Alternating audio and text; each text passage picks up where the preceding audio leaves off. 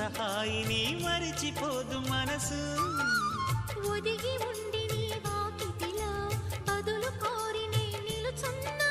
దారి తెలియని చీకటిలో వెలుగు చూసి కాదంటానా.